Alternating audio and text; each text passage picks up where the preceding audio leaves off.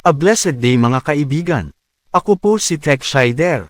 Welcome po sa aking YouTube channel. Narito po akong muli para ibahagi ang emergency broadcast ng ating mahal na inang Reynang Helen Abdurajak. Ito po ay tungkol sa seguridad ng ating bansa. Alam po naman natin na mayroong kaguluhang nagaganap sa mga bansa na nasa Middle East. Mabuti na lang at napigilan ng ating mahal na inang Reynang Helen ang pagpasok noon ng mga Afghan sa ating bansa. Ang gyerang nangyayari sa pagitan ng dalawang bansa sa Middle East ay may koneksyon sa ating bansa. Lalo na sa paghahasik ng lagim ng mga foreign national na may black propaganda. Ang video na inyong mapapanood ay pagmamay-ari ng ating mahal na inang Reynang Helen. Ang original video ay inyong mapapanood sa kanilang official YouTube channel, na akin pong inilink sa video description. All credit po sa ating Her Royal Majesty Queen Helen Abdurajak at sa ating beloved Princess Putria Mariam Al-Jam. Live from our Imperial News TV and for the Royal Imperial Lupasug Islamic United Kingdom of Sulu and North Borneo and for the Federal Republic of the Philippine Islands, this is Queen Helen Abdurajak, Elizabeth III. Good morning, and good evening to each and everyone listening. This is an emergency broadcast after I received a very urgent call from the top official of the Armed Forces of the Philippines. Reminder, each one of my leaders in the formation of the Royal Armed Forces, which I have already put on hold since the time that I have reinstalled the Federal Republic of the Philippines Islands with our President, His Excellency Ferdinand Idrolin Marcos Sr. Congratulations to all those that abide the rules and have given me really a support that even Dr. Richard Hidayah Pelota had resigned in giving way for the platform of our beloved President of the Federal Republic of the Philippine Islands. Congratulations to that. Now, I'd like to remind each and everyone that this urgent call from the Armed Forces of the Philippine Islands official is very important. That's why I have this emergency broadcast. 1.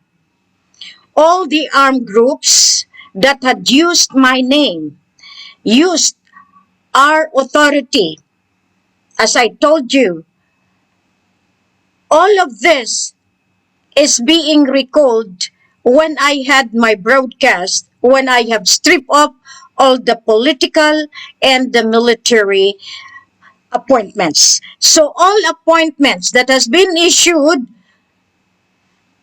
is to be recalled for revalidation.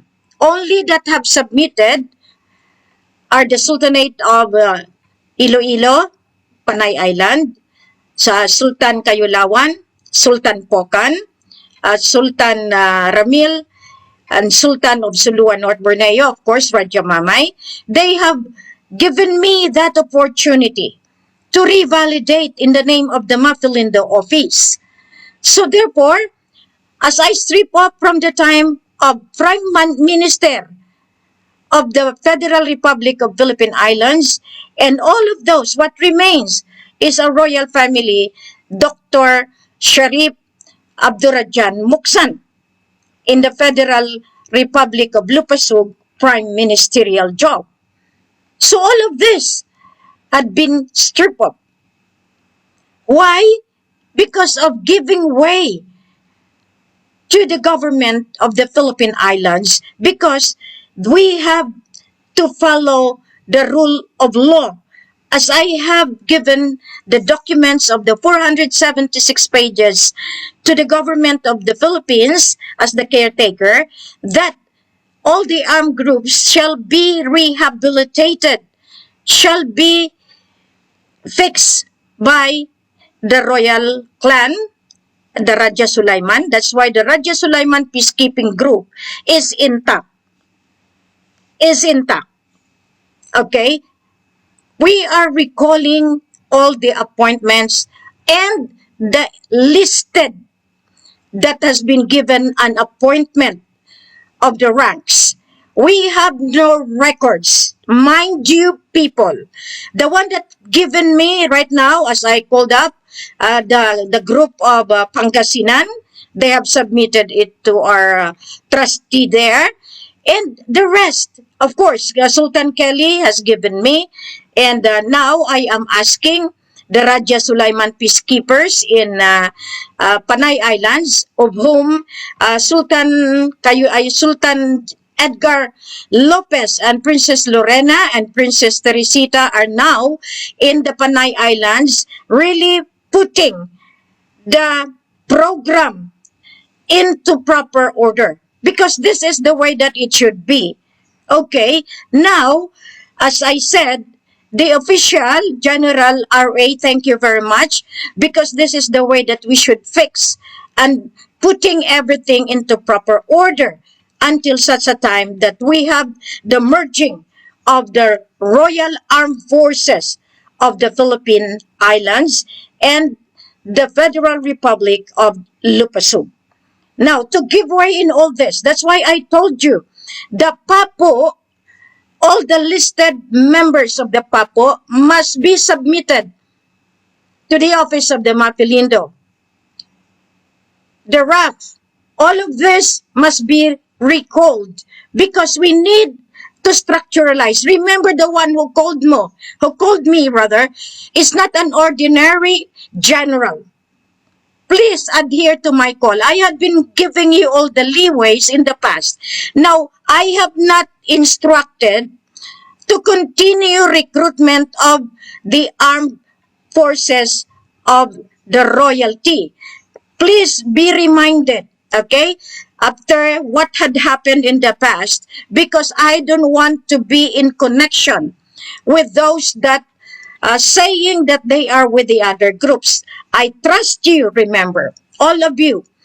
But, however, if there is physical evidences, which now is being laid down to me, so I'm calling to you. Why?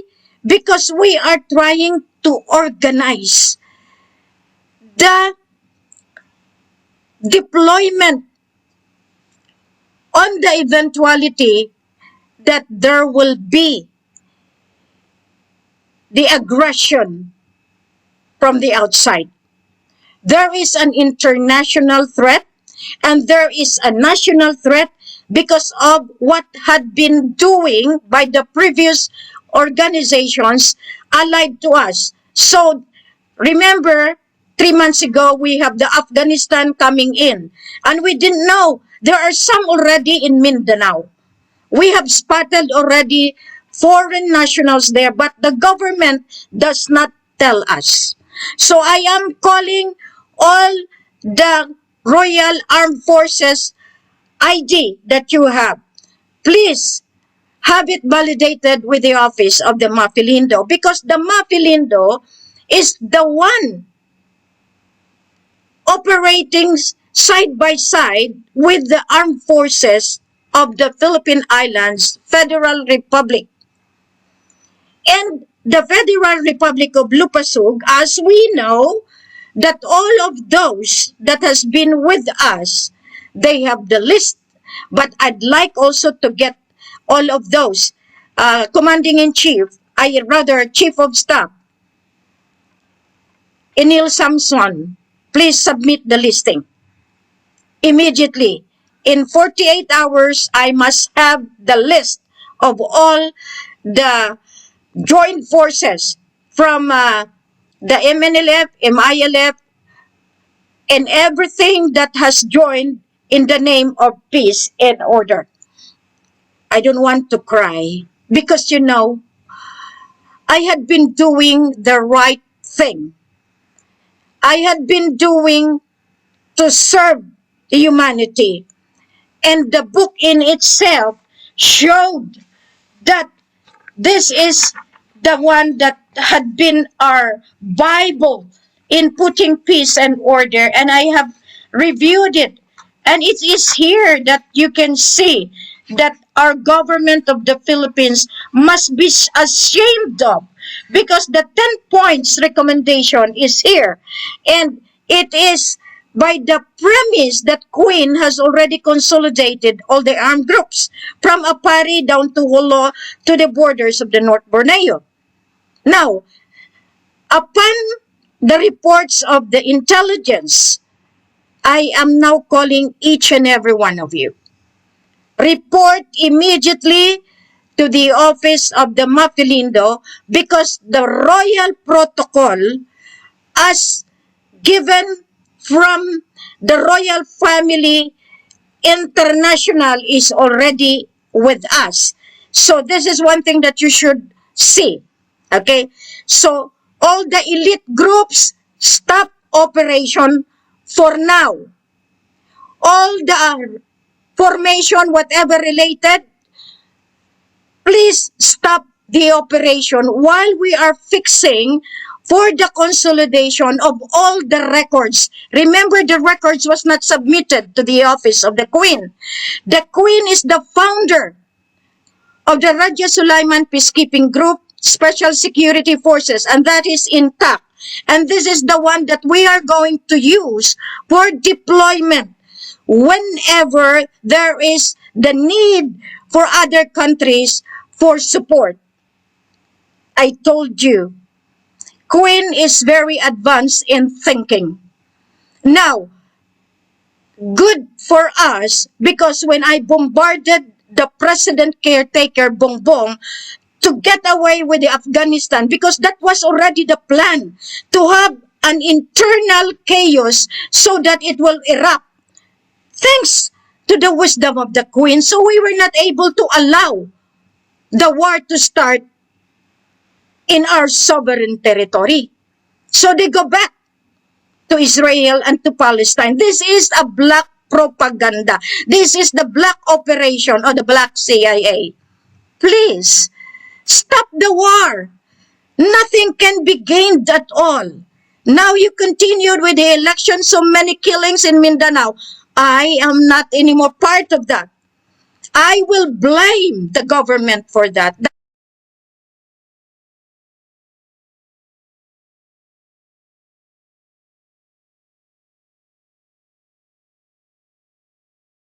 The caretaker government.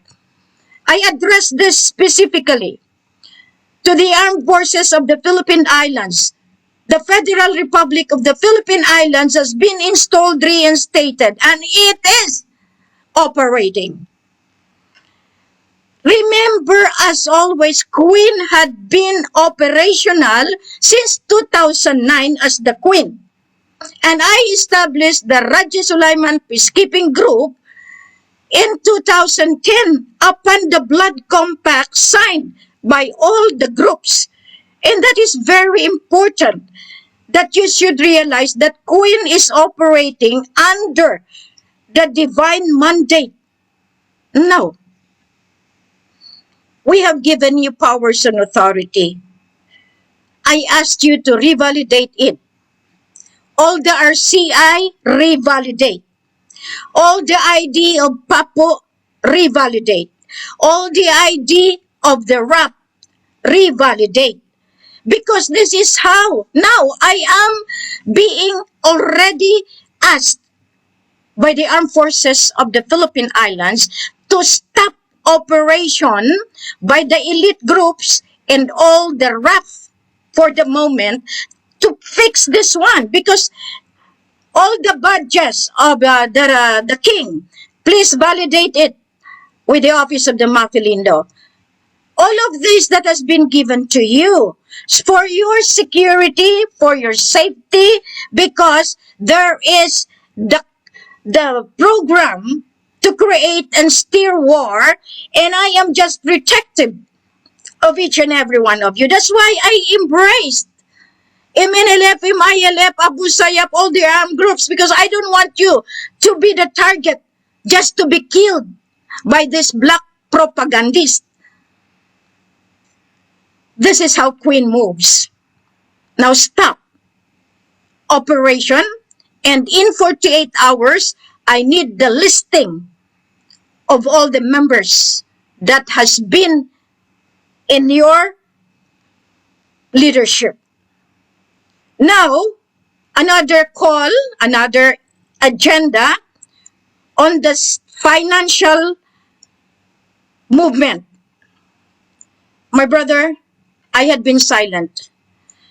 But Baifeli told me if she is going to continue the Tron link. I told you a long time ago that stop the operation of the Quintal 329 and 369. Sultan Amiril Momini. I just want to be fair and square. Now, you do not know how I have gone through, but you have your reason. But now we know that you are together with Litimin Canuto, who took good care of you together with the brother Ahmad. Okay, stop now because I am imposing the law. And I have advised that armed forces official that if you will not coordinate properly, and all of you that defied me, and now the BBMI, Jovelyn Tibuason, whatever the name that you are using now, report immediately to the chairman in Bataan because I can get you as already advised by the armed forces of the Philippines because we have already fixed the land and now you are presenting that you have done nothing wrong. You have done nothing wrong. In 48 hours, report to Kuya Rene because there are things that you do not know of what you have done. All of you that had been part of me, if you do not like me, remove your ID and do not be part of this. Because if war erupts, I will not protect you. This is the reason why I have this emergency broadcast. Because the aggression from the part there of Palestine escalating, coming here. Remember all the wars in the past. The end is the Philippines. Now, do you want that to happen again? So we must be prepared. I'm preparing the Raja Sulaiman Peacekeeping Group to be the armor, to be the one to defend the sovereignty. And I thank General R.A. for giving me that strong support from the Royal Armed Forces and to the Federal Republic of Philippine Islands Armed Forces. And this is what you are going to tell me now. I had been operating silently.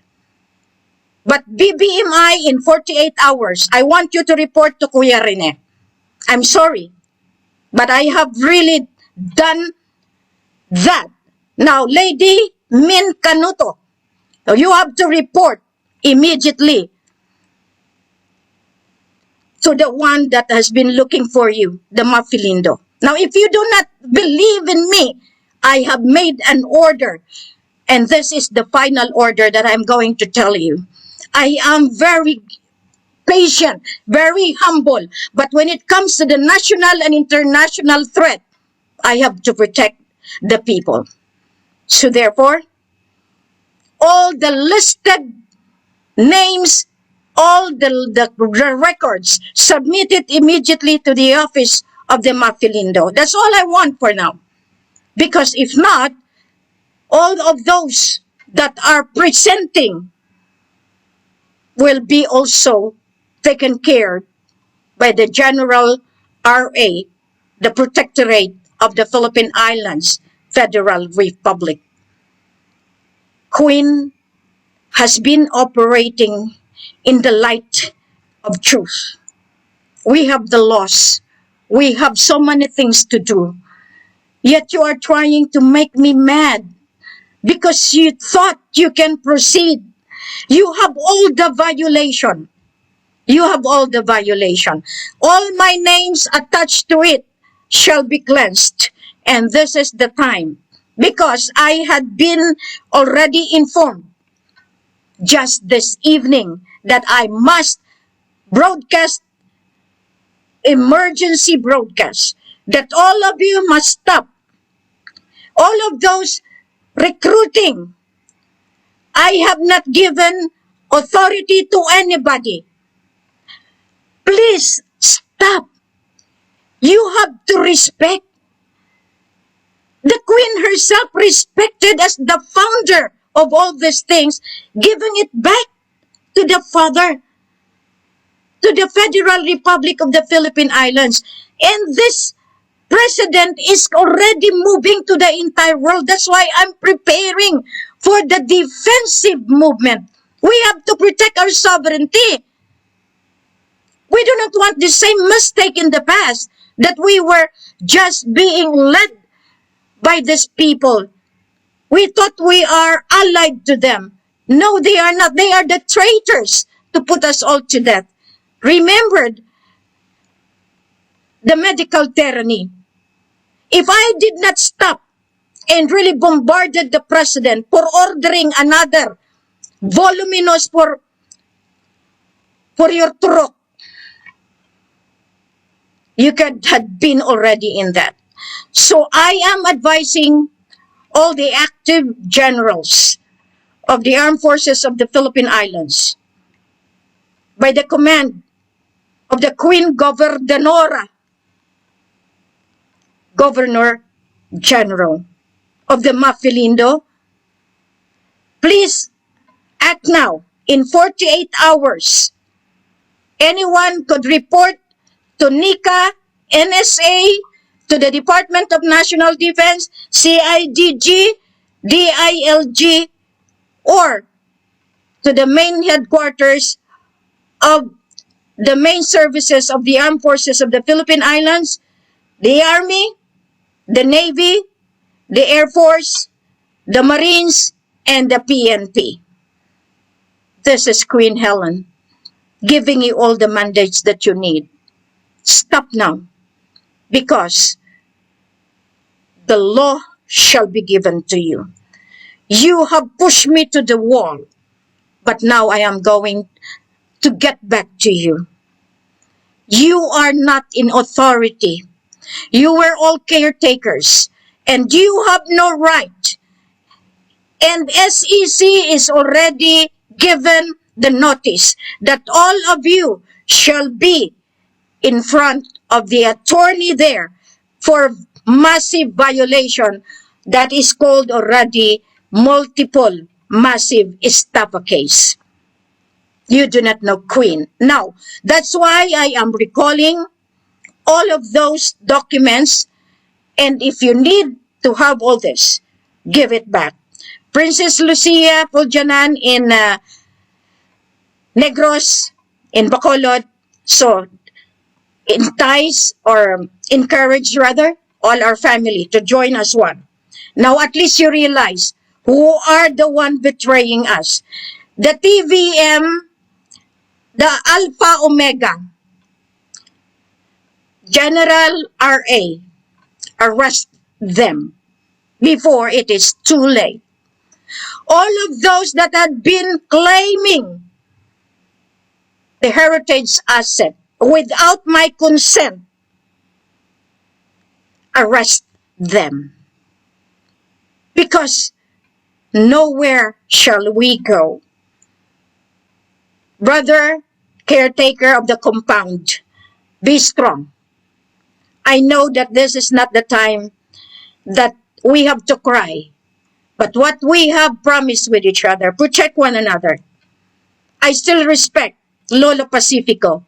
I still respect all of those that had served the country. There must be no war. There must be no internal problems if you only listen. But because of your insistence, persistence that you are the signatory, then General, please proceed. Whoever present themselves, I advise the Central Bank of the Philippine Islands to arrest each one who claims. This is now the mandate that God has given me, because you pushed me to the wall. I had been humble. really doing things in the premise that you cannot really predict or really can see who is queen, because I want to know who are the traitors, who are the one betraying the true royalty that are entitled with their rights and privileges, but you defied them and put them all to death because you want to go direct and proceed to the war that you want. So I really thank each and everyone now for listening.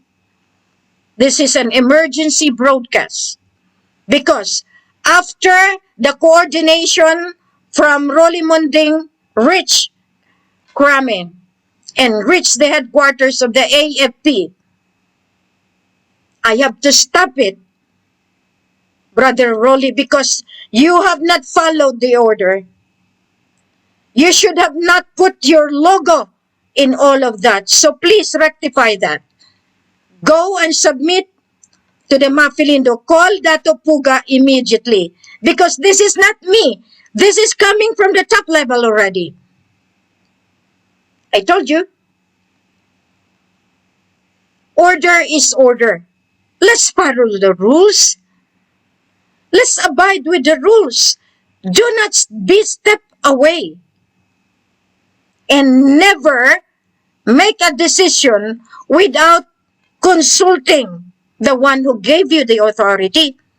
Because if not, you will all just be falling in the cliff.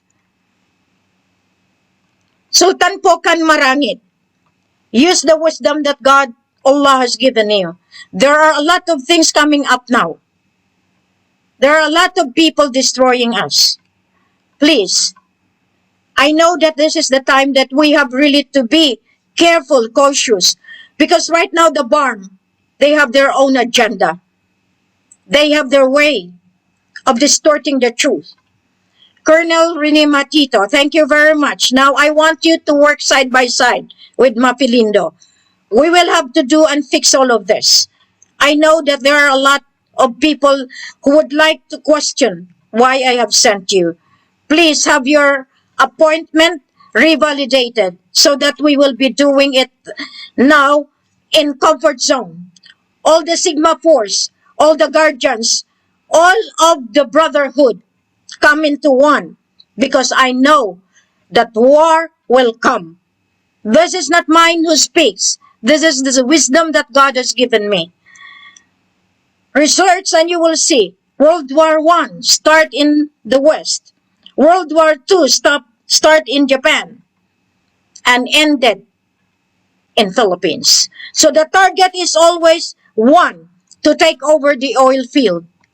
And the oil field is watched in 24/7 by the Raja Sulaiman Peacekeeping Group, Special Security Forces. That is the RAF inside Ligwasan Mars. You should be the one to help me. But the government, this former government, this caretaker government, did not adhere to my call. They would rather conspire so that they can take over the land, the oil. They have already made contracts with Israel. And that is the one that I am stopping. Prepare for war. And this is very imminent. Prepare that we should be on the defensive move. Prepare, because I am told. All of you, you thought you can just be sleeping freely. What had happened to Israel? That is in connection with Ligwasan Mars, because they have made the agenda. The poor Palestinians are victims because they want to escalate the war to Saudi Arabia, going to Afghanistan, coming here in the Southeast Asian continent. Please, help the Queen. Help each one of us. The book is very clear. The Mafilindo countries are the ones to really support the peace and order. You had been rallying in support of this one that you want to do, but you didn't realize that Your people must be protected first and foremost because the agenda to create chaos is now in the Southeast Asia. Why I say so? Because I know the Game of Thrones. It is the oil field that they want. And with this contract that they have, I know that they will have really to impose what they want. I hope you will understand. Stop the war, stop the chaos, and stop your recruitment, stop elite group, stop BBMI, stop the trolling.